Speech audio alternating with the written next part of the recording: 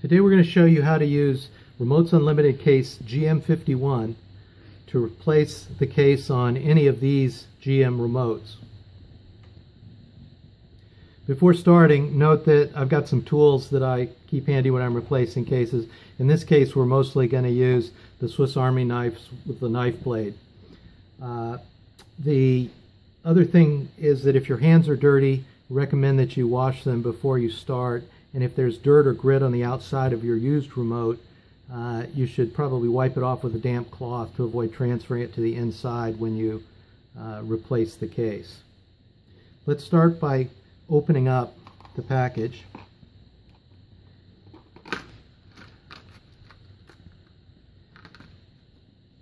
In this package, there are 4 components, basically. The new battery, the replacement case with a button pad inside that has a trunk icon in that position, and then there's also an extra button pad that has the liftgate icon.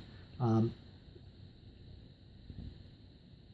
then the 4th component is the insert card, which has important information. The case is attached to the insert card with fugitive glue usually. You can get that off by just rubbing with your fingers and then setting it aside somewhere.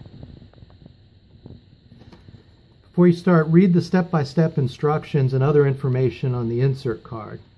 Among other important things, it will tell you on the back of the insert card, it'll tell you that this replacement case only works with GM remotes that have an FCC ID on the back. It starts with the letters OUC, OUC 60221 or OUC 60270. There are identical looking GM remotes that have FCC IDs that start with KOB, and this replacement case will not work with those transmitters. It's very hard to see the FCC ID on the back of these GM remotes, but it's printed in this area on the back of the remote. If there's no FCC ID on the back of your remote, it's possible that it's an aftermarket replacement transmitter. In that case, this replacement case may not work, and we recommend that you don't even try, because we don't want you to break either the replacement case or the circuit board. Let's start by opening up the new remote. Many remotes have a nice slot for prying open. On the GMs, it's a very small slot, and it's located near the bottom to the right-hand side of the keyring hole.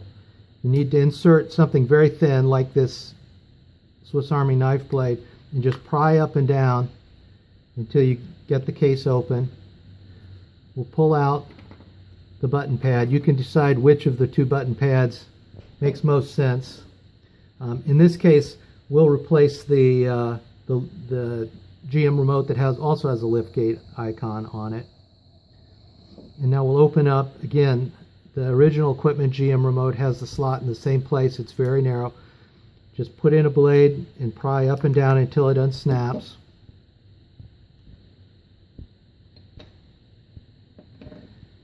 You'll see that the battery is sitting in a compartment on the back of the case, and the circuit board sits inside the button pad. We want to take the circuit board out by lifting on the button pad. If it sticks to the edge, as it sometimes does, you can press the buttons from the front of the case and push it out that way. Now we want to take the circuit board out of the old button pad and set the old button pad aside. Always try and hold the circuit board by the edges so that you don't transfer any dirt or damage any of the components on the board. Now we'll place the circuit board inside the replacement button pad.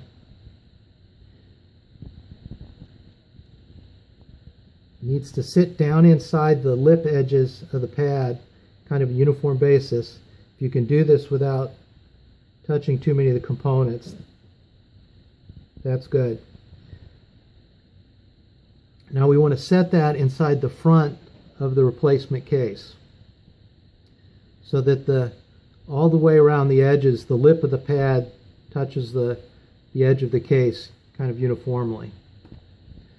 Now we want to take our new battery and place it in the back of the case. The new battery is a CR2032 battery. You should check that, make sure that that's what you have. That's the only battery that will work with this GM remote. The plus side of the battery should be placed facing downward into the back of the case. You may have to press on the edge of the battery a little bit to snap it into place.